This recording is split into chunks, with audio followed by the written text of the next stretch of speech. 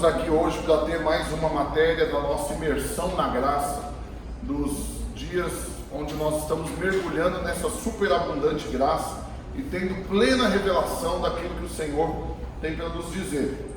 Nós estamos dando início a uma série de 4 palavras a respeito da justiça própria que anula o poder, o efeito do Evangelho da Graça. Você está aqui hoje para ser instruído, para vencer a justiça própria, para crescer em revelação da graça e da dependência do Senhor, em nome de Jesus, amém? Amém. E o tema da nossa mensagem hoje, do nosso estudo, são as expressões da justiça própria. E quantos aqui já foram em algum culto que a pregação, você ficou com aquela sensação que era uma indireta para alguém, aquela palavra, ou para você ou para alguém, que você ficava assim, não, fulano tinha que estar aqui. Você já foi na pregação dessa? Ou outras vezes que você falou, nossa, hoje a palavra foi para mim. Não teve vezes que já aconteceu isso? Então eu quero te falar que hoje as duas coisas vão acontecer. Todo mundo vai falar, não, essa palavra foi para mim. Mas também você vai lembrar de um monte de gente que você não, ele tinha que estar aqui para ver isso. Então eu quero te falar que mais importante do que quem não está aqui ouvir, é você ouvir, você que está aqui ou você que está assistindo, e ter uma experiência de transformação, de mudança e de renovo na presença do Senhor, amém, irmãos? Amém. Então, a primeira coisa que você tem que entender é que a condição para você ter o favor de Deus, e presta atenção porque a salvação é algo que você recebe como um dom, como um presente, pela fé, é dado pela fé. Uma vez que você deposita a fé, você crê, você é salvo, mas estar debaixo do favor de Deus é algo que você, aí sim você entra e sai. E depende sim da sua atitude. Salvação não tem como você sair mais de dentro dela. Se você é salvo uma vez, você é salvo eternamente, amém, irmãos? Agora, estar ou não debaixo do favor de Deus depende sim da maneira como você vai conduzir o seu relacionamento com Deus e com as demais pessoas. Então presta atenção, porque aqui nós não estamos falando de obra para reinar. Você tem que entender que são coisas distintas, amém, irmãos? Primeira coisa, salvação, está falando de eternidade diante de Deus. Ao invés de ir para o inferno, você vai para o céu quando morreu, quando Jesus voltar. Todo mundo já entendeu isso. Você é salvo pelo que Jesus fez, não pelo que você faz. Uma vez salvo, salvo eternamente. A segunda coisa é o reino, que aí está correlacionado com as suas obras. E as obras que você faz na dependência de Cristo, a Bíblia diz que essa obra ela vai ser apresentada diante do Senhor, e se essa obra for de madeira, palha e feno, a Bíblia diz que o fogo vai queimá-la e ela vai desaparecer, e aí não tem recompensa para dar para alguém que a obra foi queimada. Mas se a sua obra é de ouro, prata ou pedras preciosas, a Bíblia diz que então esse material que consiste a sua obra, diante do fogo, ele é purificado. E assim, então, esses terão uma recompensa para receber, e essa recompensa será reinar com Cristo durante 1000 anos. Amém, irmãos? Amém. Agora, a terceira questão não está relacionada nem com o milênio, nem com a eternidade, mas está relacionada com a nossa vida hoje. E a nossa vida hoje, ela pode ser vivida dentro ou fora do favor de Deus. Pastor, como define-se o favor de Deus? Primeiro, você tem que lembrar que favor está ligado com graça. O que é graça?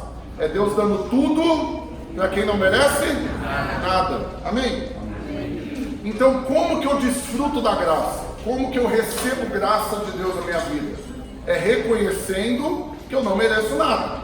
Se eu achar que eu mereço, já não é graça. Se eu achar que eu mereço, aí já é justo eu ser abençoado.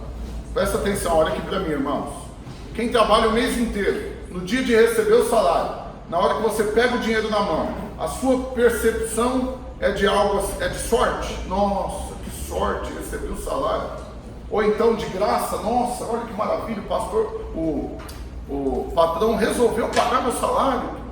Que surpresa. Não é de justiça. Por quê? Porque você trabalhou e está aguardando essa recompensa, esse retorno. E aí quando você recebe o seu salário é algo justo. Se ele pagar menos do que o combinado, se tornou injusto. Porque o que é justiça? É você receber o bem ou o mal que você merece, certo? Se você trabalhou o mês inteiro, você merece o salário, não merece, irmão? Mas e se você matar alguém, você merece ser preso? Sim, não tem como você estar na cadeia, preso por conta de você ter matado uma pessoa e achar que isso é injustiça. Não é. É justo que você receba relacionado ao mal que você fez. Então justiça é você receber o pagamento do bem ou do mal que você faz. Agora, se graça é você receber tudo de bom que você não merece, você tem que então anular a justiça. Porque se a justiça entrar em cena, aí já não é mais graça, aí já é merecimento. Ou seja, quem quer viver pela justiça, olha aqui para mim, que eu vou te falar agora é algo muito sério. Se você quer viver pela justiça, você vai receber tudo de bom que você merece. Só que você também vai receber tudo de mal que você merece. Quantos querem? Misericórdia. O problema é que quem não entende corretamente o que é justiça e quer andar no merecimento, qual que é o único lado que ele quer receber? É o bem que ele merece. Então é o seguinte, eu trabalhei, eu servi, eu ajudei, eu emprestei para o irmão quando ele precisou, eu ajudei, eu distribuí sopão para os pobres, eu trabalho certinho, eu chego no horário, eu saio no horário, se bem que isso é obrigação, né? Mas eu sempre dou o meu melhor e tal, e aí tudo que você tem de bom, você vai anotando, porque tudo isso na sua cabeça está gerando um crédito, e que é justo que você seja reconhecido e remunerado pelas essas atitudes de justiça. Qual que é o problema, queridos? É que quem quer viver desse jeito, anula, esquece de que não vai receber só o do bom que ele merece, mas tudo de ruim que ele fizer, ele também vai receber. E aí então, se a Bíblia diz que Deus sonda o nosso coração e que as nossas atitudes, elas são uma parte do que nós fazemos, porque na verdade a gente faz muito mais as coisas no coração, na mente. Você não matou, talvez, eu não imagino aqui que você tenha matado uma pessoa, literalmente dado um tiro, ou como Moisés, agarrou no pescoço, esganou até sentir a vida sair de dentro da pessoa. Não imagino que você tenha feito isso, e fez, não precisa se manifestar aqui, que eu fico com medo. Quem fez uma vez vai que resolve fazer de novo, e aí acha ruim alguma coisa que eu preguei aqui e vira pro meu lado. Mas presta atenção, uma vez que você entende que fazer algo tão terrível traz uma consequência, você não quer fazer. Só que não quer dizer que você não fez, porque Jesus estabeleceu um padrão muito mais elevado do que simplesmente ir lá e dar um tiro numa pessoa. O que ele falou? Que se no seu coração você se irá contra o irmão, você já matou ele. Aí agora não tem ninguém aqui que não tenha matado, mas é muita gente, não é pouco não. Eu estou diante de genocidas. Talvez aqui, perante alguns aqui, Hitler é uma criancinha, porque tem gente que mata muita gente todo dia, o tempo todo. E o pior, a mesma pessoa várias vezes. Sabe que teve uma vez que aconteceu um episódio, né? Eu sou de São Paulo e lá tem alguns bairros realmente que são muito perigosos e tudo. E aí teve uma época que eu estava trabalhando lá, um outro rapaz trabalhava no mesmo lugar que eu, ele chegou com uma história, sabe aquelas histórias mirabolantes? Que na hora que ele começa a contar, vai acabando as conversas, até que todo mundo está em silêncio para ouvir ele contar. Aí ele começou falando do Pezão. O Pezão é o cara que manda lá no bairro, e é o bandidão que todo mundo tem medo dele e tal. E aí surgiu um outro cara, levou um com ele e tal. Aí o Pezão foi lá, descobriu onde o cara estava, foi lá e deu 20 tiros no cara e matou o cara. Até aí já é uma história terrível. Qual que é o problema? Que ele falou que daí o Pezão ficou, descarregou a raiva, estava indo embora. Quando ele falou, eu acho que eu matei pouco esse cara, eu vou voltar lá e vou matar mais ele. E voltou lá e deu mais tiro. Que horror, que negócio é esse? Vou matar mais, tem como matar mais? Um tiro só, se for no lugar certo, já mata, acabou. Os outros tudo você só está desperdiçando bala. E aí, eu nunca esqueci isso. Como assim vou matar mais? Vou voltar lá para matar mais. E tipo assim, eu já atropelei, vou voltar de ré, vou de novo, né? Eu vou várias vezes. Mas presta atenção, no coração, talvez você já fez isso muitas vezes. Você já matou uma pessoa e depois você, não, deixa eu ruminar um pouco mais aqui o ódio que eu dou dessa pessoa, ou seja, eu vou matar ela mais ainda.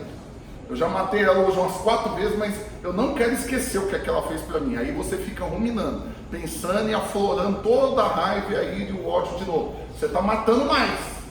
Então eu estou diante de assassinos aqui, isso daqui já está resolvido diante de nós, certo? Não é algo que você vai falar, não, eu não, imagina. Então isso aqui é ponto passivo, nós já estamos resolvidos. Uma vez que você no seu coração fez isso, existe uma consequência. E a Bíblia diz que o salário do pecado é a morte. Qual que é o problema de quem quer viver na justiça? É que ele quer receber tudo de bom daquilo que ele faz, de bom, mas não quer receber o pagamento do que ele faz de errado, nem do que ele faz, mas o pior, é porque o de bom só vale o que você faz, mas o de ruim vale o que você faz, mas também o que você pensa. Por que você acha que Jesus estabeleceu esse padrão, irmãos? De envolver os pensamentos na colheita daquilo que não é bom. Olha aqui para mim, que é revelação da parte de Deus para você. Por que os pensamentos entrou na conta do que subtrai, do que é negativo? Porque se fosse só pelas atitudes, ainda assim poderia ter gente enlouquecida que acha que realmente é bom e que se colocar na balança tudo que ele faz de certo e de errado, no final ele ainda teria crédito, ele ainda seria bom, porque ele não precisava da graça, ele poderia andar pela justiça e ele sempre teria uma recompensa para receber. Por que Jesus já põe o pensamento logo no meio então? Que é para você desistir. A questão aqui é a mesma questão da lei quando foi dada para os homens. Quando Moisés veio com a lei e falou e estabeleceu o seguinte, está aqui os mandamentos, né? Os 10 aqui são só os tópicos, porque dentro de cada um ainda tem um monte de variação. Então vocês estão olhando para 10, mas na verdade são 613 mandamentos que está na Bíblia. E aí você não pode descumprir nenhum deles, nem um dia da sua vida, nem por pensamento. E é o seguinte, se fizer uma vez só, nós não estamos falando de viver fazendo coisa errada. Uma única vez na sua vida que você fizer uma coisa errada, virão sobre ti e te alcançarão todas essas maldições, Deuteronômio 28. Maldito você vai ser ao entrar, maldito a sair, maldito a sua casa, você vai plantar e outro vai colher do seu lugar, outro vai deitar na sua cama com a sua mulher, né? Vão matar seus filhos, olha, só maldição. Por quê, irmão? Você tem que conseguir entender as coisas e olhar na ótica de Deus. Por que a coisa é tão gritante assim, tão séria? Você poderia falar, não, mas esse Deus é perfeccionista demais, ele exige um monte de coisa e ele também é muito severo, porque a punição é gigantesca. Para que dar uma punição tão grande? Presta atenção, é justamente porque ele não quer que você ande dentro da regra, ele não quer que você ande pela lei, ele não quer que você ande apoiado naquilo que você faz e querendo ser abençoado porque você acha que merece a bênção. Ficou evidente? Qual que é então a intenção de Deus? Ele dá algo inalcançável como objetivo, com o alvo das pessoas desistir. E na hora que eu olho o tamanho do objetivo, eu falo, não, eu não dou conta, eu desisto. Se é para fazer tudo isso e andar desse jeito, eu não consigo. Então se vai morrer, se quebrar uma dessas regras, você pode me matar aqui agora, porque antes de você acabar de ler aí, eu já quis matar você aqui, só de você estar me falando isso. Então eu já infringi, já pode me levar. A partir do momento que o homem desistir de andar pela lei, o que ele vai conhecer então? A graça. Porque a graça é Deus dando a bênção, ou seja, a recompensa do bom, sem a pessoa ter feito o bom. Está ficando claro para os irmãos? Ou estou falando em letra minúscula, ainda engarranchado, que você não está conseguindo ler? Ou estou falando em letra de forma? Está entendendo? Alguém tem alguma dúvida? Se tiver dúvidas, pode perguntar. Agora, o que você tem que entender? É que se você andar, então, pela justiça própria, pelo merecimento, pelo que é justo, por você colher aquilo de bom que você merece, você tem que lembrar que então você também vai colher o de ruim que você também merece. E o problema é que aí a conta nunca vai estar positiva para você e sua vida vai ser uma praga. Então, quando hoje nós temos acesso à graça, através de Cristo, a Bíblia diz que a lei veio, a lei foi dada, quer dizer, a lei foi dada ao homem através de Moisés, que é um servo, mas a Bíblia diz que a graça veio, a graça é uma pessoa, é Jesus, a graça veio a nós, amém, irmão? E uma vez que a graça veio, qual que é o seu papel? É crer e se render, só isso. Não dou conta de andar pela lei, eu preciso de outra coisa para andar. Aí então vem Jesus e fala, você está cansado, sobrecarregado, você não dá conta de cumprir a lei, você não dá conta de fazer nada disso para ser abençoado? Então eu vou fazer tudo por você, dá o seu fardo para mim, eu vou carregar para você, toma o meu que é leve e suave, e eu vou cumprir todas as exigências, vou morrer no seu lugar, porque o salário do pecado é a morte, e que quem tinha que morrer é você, mas como eu te amo e não quero que você morra, eu vou me entregar para a morte, para que então você não precise morrer e possa ter uma vida, mas não uma vida que vá depois da morte no final de novo. Porque se você andar pela justiça, é um caminho que está indo em direção à morte. Presta atenção, não tem sentido, irmãos, Jesus se entregar na cruz para cumprir toda a lei, morrer no seu lugar, para você andar depois de novo num caminho que te leva para a morte. Amém, queridos? Você recebeu o dom gratuito de Deus, a vida eterna.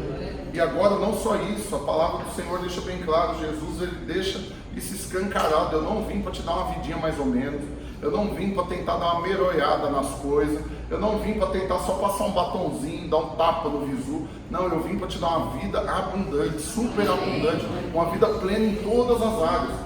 Só que você tem que chegar num entendimento comigo aqui, que se for para basear nas suas atitudes para eu te dar essa vida abundante, você está lascado, você está do pau da goiaba e você não vai receber nada. Mas se você quiser confiar nas minhas atitudes e no que eu fiz na cruz, pode ficar tranquilo, porque nunca, jamais te deixarei, te abandonarei, não vou esquecer de você, aquilo que você pedir você vai receber, o que estiver no seu coração eu vou adivinhar e vou te dar. Por quê? Porque eu te amo. Não é baseado nas suas atitudes, é baseado no amor.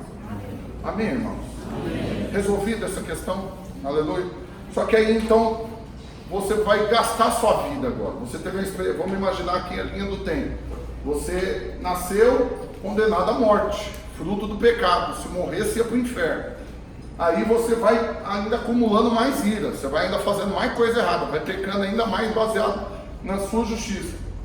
Aí um dia você tem uma experiência com Jesus, nasce de novo, as coisas velhas já passaram, tudo se fez novo, o Senhor te perdoou, lançou no mar do esquecimento todos os seus pecados e declara bem claro: nunca te deixarei, jamais te abandonarei. Escreve seu nome no livro da vida, te faz um monte de promessa e cai para dentro para te abençoar. Amém? Só que aí você não morre. Isso não acontece com você e você já vai para a eternidade. Você continua aqui vivendo. Por quanto tempo? Não dá para saber. Alguns já estão nessa condição de ter tido a experiência com Deus e estar vivendo há 1 ano, outros há 5 anos, outros igual o Adriano há 49 anos, né? Então, irmãos que eu já servia antes mesmo de nascer, porque né, o cara é um anjo. Então presta atenção, queridos, quando você entende que agora você tem uma vida para ser vivida, você deixa de focar na salvação e deixa de preocupar com essa questão, porque isso já está resolvido entre você e o Senhor. Só que a maioria dos crentes, o assunto que predomina a vida deles com Deus é sempre relacionado à salvação, a perdão, se Deus vai perdoar o que eu fiz, é arrependimento, é pecar e ir lá compadecer diante de Deus, arrepender e clamar por misericórdia. Ou seja, ele teve uma experiência com Deus, mas ele não avança, ele não sai desse nível para ir viver o resto da vida dele. E aí ele continua muitos anos parado no mesmo estágio de assunto e de relacionamento com Deus, focado em redenção, focado em perdão, focado em salvação. Mas olha aqui para mim, querido, você acha que essa é a vida que Deus tem para você? Esses dias, um tempo atrás, o pastor deu esse exemplo, né, de um pastor nosso que adotou um filho. E ele já tinha um filho e adotou um outro. E aí um dia ele foi numa loja de brinquedo, por ocasião acho que do Dia das Crianças ou Natal, não sei. E aí ele virou para os dois e falou: pode escolher o que vocês quiserem. Presta atenção, os dois são filhos? Sim. Um nasceu dele, o outro foi adotado, ele foi enxertado na família. E agora ele é filho. Só que aí o que aconteceu? O filho natural já saiu correndo igual um louco na loja, querendo roubar o carrinho, bicicleta e tudo mais. Só que o que havia sido adotado sentou. E quietinho lá, o que ele falou? Qualquer coisa que você me der, tá bom. Presta atenção, isso mostra que uma mentalidade do quê? Ele não entendeu ainda. Ele tem acesso, ele tem direito, ele é filho. Se ele cair para dentro ali e escolher, o pai não vai virar e falar: não, você, calma aí, chegou agora, você já está querendo escolher trem de R$200. Então é o seguinte, o de R$200 é para o seu irmão que nasceu de mim, né? DNA é o mesmo. Você não, vamos começar por um de R$10, aí você vai avançando no meu conceito, né? Você vai ganhando moral, daqui a alguns anos talvez eu vou equilibrar as coisas e vou te dar um de 200. Quem adota um filho, esse é o coração? Porque se fizer isso, é uma maldade com a criança, não é, irmãos? Só que o que é importante? Não é só o pai querer dar ao filho um presente igual para os dois filhos, mas é esse filho que foi adotado avançar, sair dessa fase de aceitação, de será que eu sou filho mesmo, né? Será que eu tenho direito mesmo? E entrar na graça. Qual que é a graça? Eu não tinha pai, não tinha mãe, não tinha nada, estava abandonado, mas agora eu tenho pai, e esse pai me ama, me escolheu para ser filho dele, e ele mandou eu escolher um presente, e agora eu vou cair para dentro e vou pegar o que eu puder pegar. Quero ter mão grande, quanto mais eu puder carregar, eu quero. Deu para entender como tudo é questão de mentalidade? Amém, irmãos? Amém. De igual modo é a nossa vida hoje. Você teve a experiência com Deus, a Bíblia diz, João capítulo 1, versículo 12, mas a todos quantos o receberam, deu-lhes o poder de serem feitos filhos de Deus.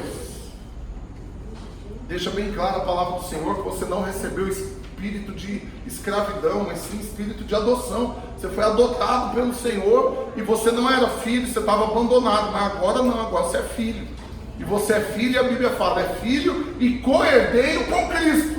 O que quer dizer isso? Que tudo aquilo que é de Cristo, que é o filho com o mesmo DNA, agora como você foi adotado pelo mesmo pai, também é seu. Amém? Amém? Amém. Quando você entende isso, você sai desse nível do assunto salvação, redenção e perdão, e começa uma caminhada. Só que essa caminhada é onde você vai gastar os seus dias vivendo dentro ou fora do favor de Deus. Aí um outro exemplo, ainda usando essa ilustração do pai com o filho adotado. O que é estar dentro do favor de Deus?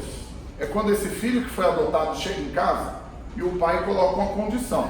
Fala, aqui em casa é o seguinte, eu não sei o que você viveu lá fora, eu não sei, eu estou te adotando aqui, você já tem 20 anos de idade. Eu sei que não acontece adotar um menino de 20 anos, mas vamos colocar nessa situação, porque daí alguém com 20 anos já consegue raciocinar bem as coisas. Então é o seguinte, eu estou te adotando, eu não sei como você viveu esses 20 anos antes, eu não sei o que seus pais fizeram com você, se você nem conheceu, quem te criou, como te criou, eu não quero saber. Aqui em casa é proibido esse assunto. Só que aqui em casa ainda tem outra regra. Tudo que você precisar, eu vou te dar baseado exclusivamente no fato de que eu amo você. Só isso. Você não tem que lavar louça, você não tem que passar de ano, você não tem que fazer tarefa, você não tem que trabalhar, você não tem que ajudar em casa, você não tem que fazer nada para que eu te ame. Eu já te amo só por você ser meu filho. E porque eu te amo e te escolhi para ser meu filho, aí é o seguinte, tudo que é meu e tudo que é dos seus irmãos também é seu. Você tem acesso, você tem direito, e você pode pedir, não tem restrição, eu vou te dar, baseado apenas em amor. Mas se algum dia você vir para mim pedindo qualquer coisa baseado em atitude sua, aí você não vai ganhar. Se você chegar para mim antes de pedir, jogando na cara alguma coisa que você fez, pai, é o seguinte, você sabe que eu lavei seu carro, né? Então, como eu lavei seu carro, eu mereço uma recompensa, então me dá 20 reais para eu sair. Não vou dar. Pai, você sabe, né? Eu passei de ano direto, então como eu estudei o ano inteiro, me dediquei e fui um bom aluno, eu mereço agora um carro para mim no final do ano. Não vai ganhar. Pai, é o seguinte, nunca fiz mal a ninguém, tu sabes que eu tenho guardado todos os mandamentos, que eu te honro, que eu te sirvo, que eu faço tudo.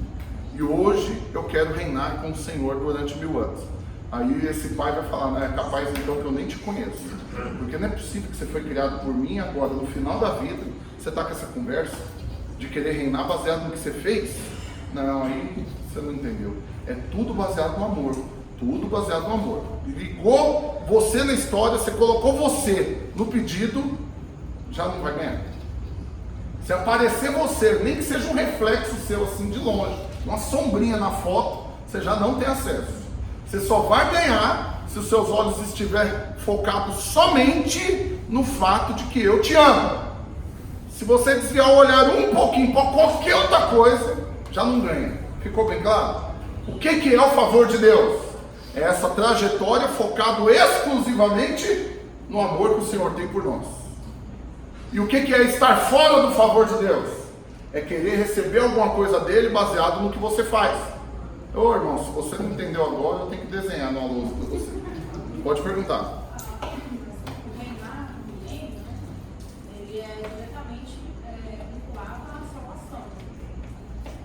Não, a salvação é vinculada com a fé. Você crê que Jesus Cristo é Deus, veio ao mundo e morreu no seu lugar para te salvar, você está salvo, você vai para o céu e vai morar com Deus eternamente. Mas antes desse eternamente, a Bíblia diz que quando Jesus voltar, ele vai reinar sobre a terra por 1000 anos. Esse reinar sobre a terra vai ser um período onde Jesus vai receber a recompensa pelo que ele fez. A Bíblia diz que ao entregar sua vida, tudo que ele fez, na primeira vinda dele, a Bíblia diz que ele acumulou para si um peso de glória e recebeu um nome que está acima de todo nome, um nome pelo qual todo joelho no céu, na terra e debaixo da terra de se dobrar, e é um nome pelo qual importa que sejamos salvos. Então tudo que ele fez acumulou para ele uma recompensa, ele tem um crédito que vai receber com Deus. Esse crédito ele vai receber no milênio. Só que o que é a graça? É ele não querer receber isso sozinho, ele resolveu compartilhar. Então aqueles que são irmãos dele, que acreditaram que ele veio para morrer no lugar deles e foram salvos, eles poderão usar a vida deles agora para servir o Senhor, baseado no Senhor, não baseado nele, fazendo tudo que sabe que está no coração do Pai, não para ser mais amado pelo Pai, mas sabendo que é amado. É a diferença de você fazer para conquistar o amor, e a outra é você fazer porque você já tem o amor.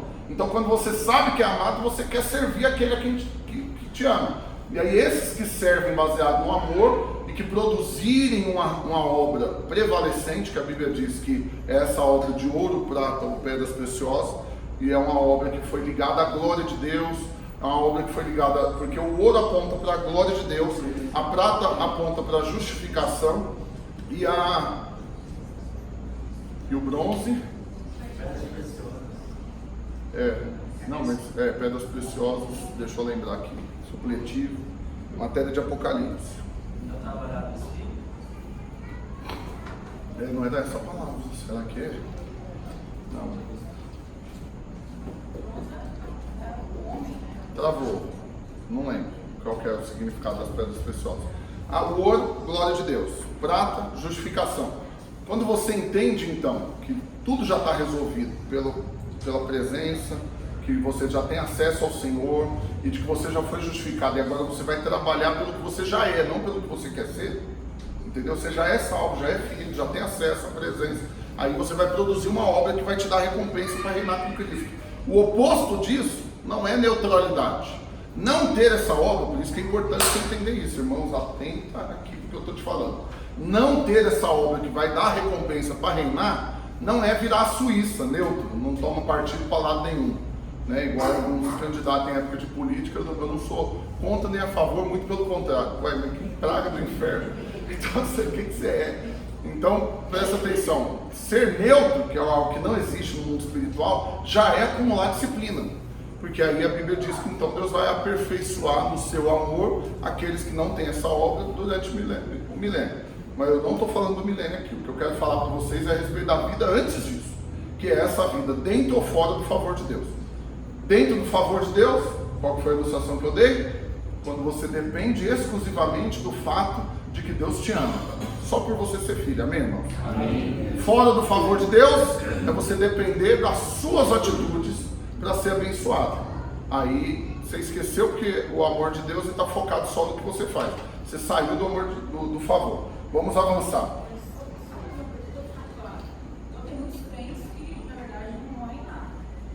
Sim. Na verdade, a Bíblia diz que serão poucos que irão reinar.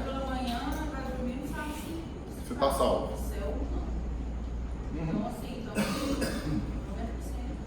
Não dá para eu colocar a quantidade. Eu creio que nessa sala tem mais do que 90% de uma sala e que vão reinar.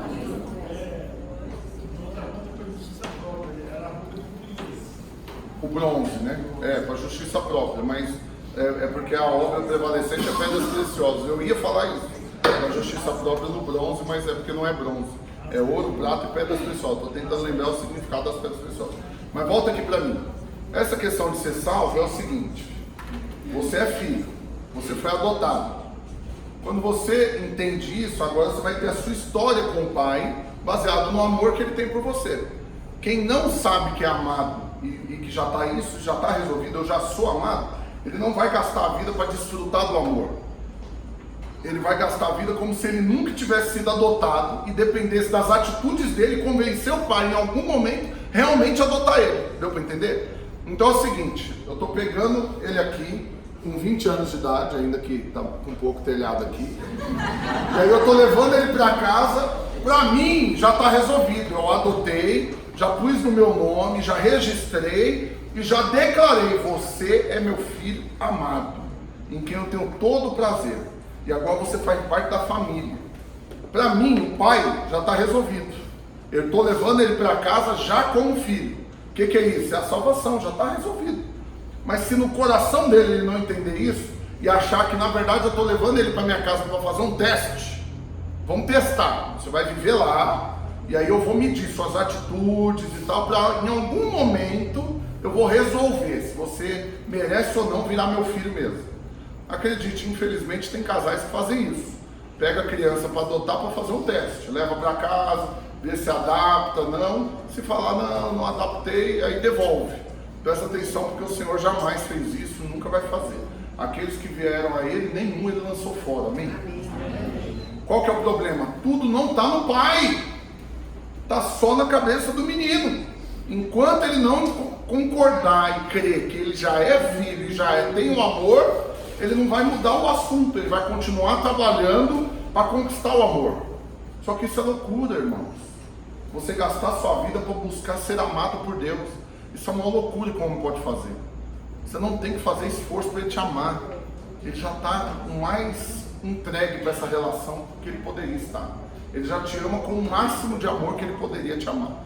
Não tem como mais ele te amar de uma maneira diferente. Ele já te ama o máximo.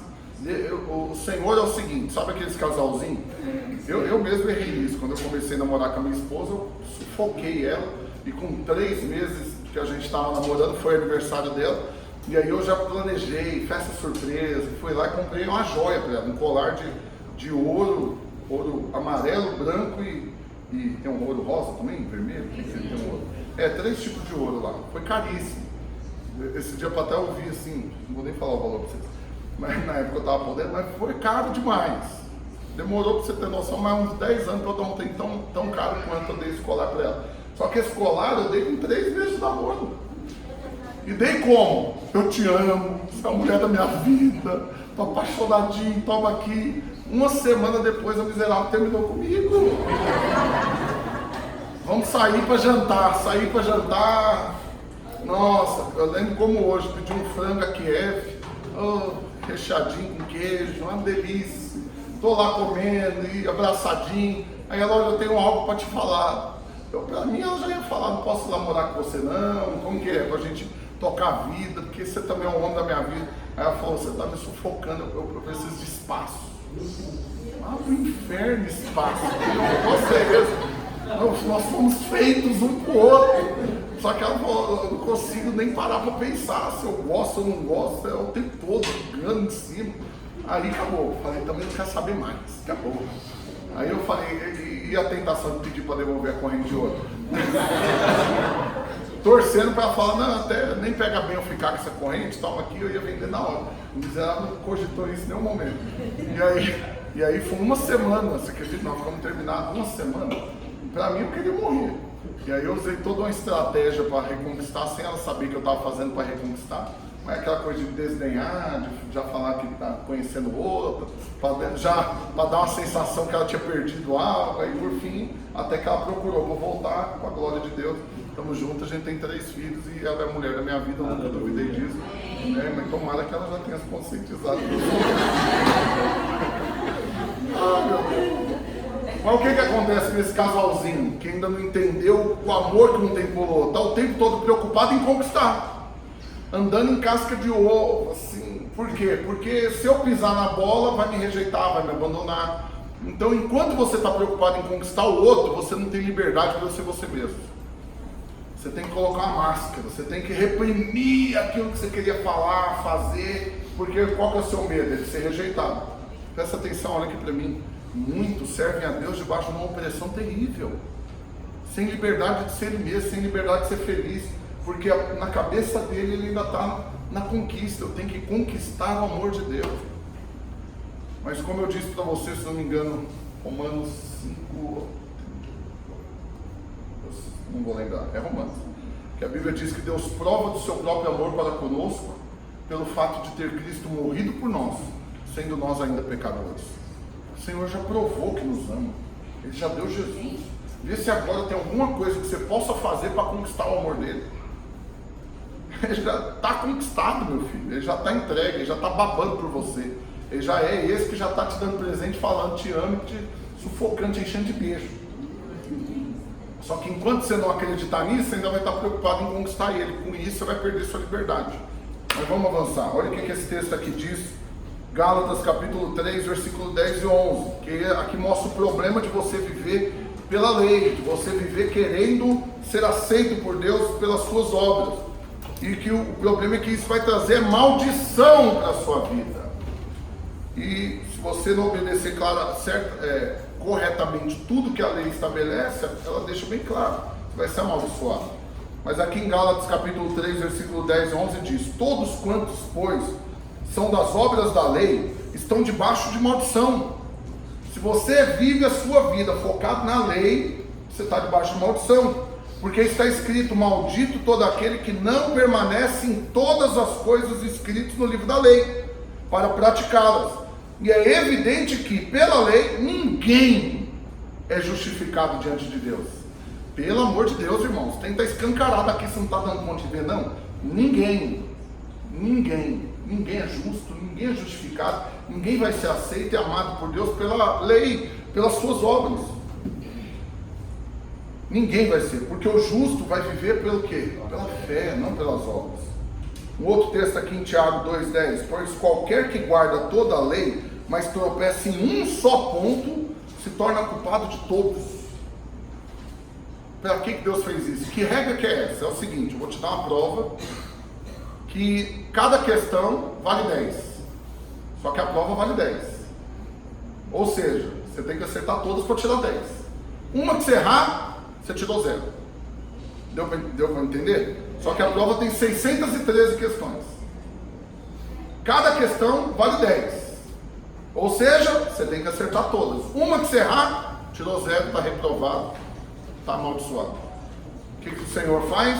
Ele pega a prova, responde tudo, não põe o nome dele ali em cima, pega a sua, entrega a dele e fala: só escreve seu nome aí com letra legível, por favor, para não confundir depois. E aí ele pega a sua que seria reprovada, porque você, até por pensamento você já ia reprovar nela, e aí ele troca com a dele que é perfeito. Amém, irmãos?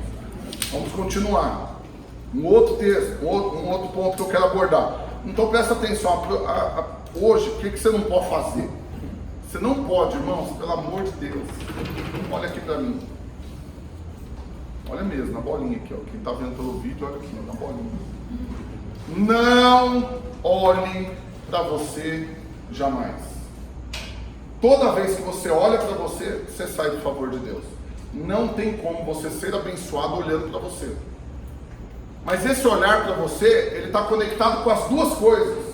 Tanto com a bênção, quanto com os problemas. Se você olhar para você na hora que a bênção chega, qual que é o negócio?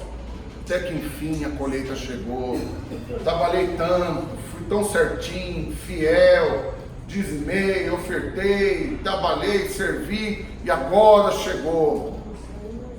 Você olhou para você como mérito da lei, da bênção. O inverso também é verdadeiro. Você está passando por uma provação, por uma dificuldade, por uma situação, por alguma necessidade. Se você olhar para você, não, isso é consequência do que eu fiz de errado. Não, isso daqui é porque eu errei. Eu não tenho fé suficiente. Eu falhei em algum momento. O que você fez? Você olhou para você. Toda vez que você olhar para si mesmo, você vai cair. Não tem como, olhando para si mesmo, você continuar de pé. Agora entenda que o olhar para si mesmo, quantos aqui conseguem virar o olho? Vocês conseguem virar o olho? Aquela coisa meio macabra para dar susto em menino, vocês conseguem? Fazer assim, ó. Vocês não conseguem, não? Dá um close na câmera aqui, assim, ó.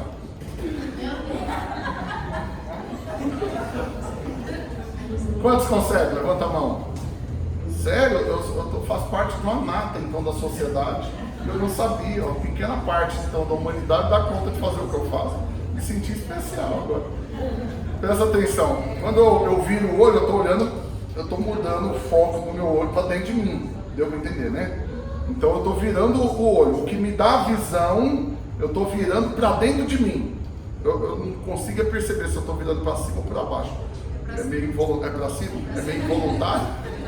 Então eu estou olhando para o meu cérebro. É melhor do que olhar para o estômago. Então, mas presta atenção, toda vez que eu resolver fazer isso e for andar, eu vou cair. Não tem como eu andar assim, não é verdade? Se eu andar com os olhos virados para mim, eu vou cair.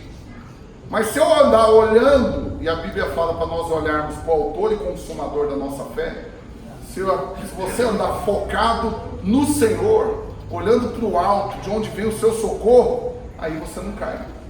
Aí você permanece de pé. Amém, irmãos? Amém. Vamos avançar. 2 Coríntios capítulo 5, versículo 21. Aquele que não conheceu o pecado, ele o fez pecado por nós, para que nele fôssemos feitos justiça de Deus. E aqui está o ponto mais importante do que eu tenho para falar para você nessa noite.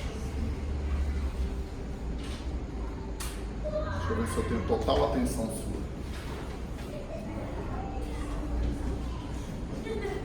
O ponto mais importante da sua trajetória com Deus, presta bastante atenção nisso.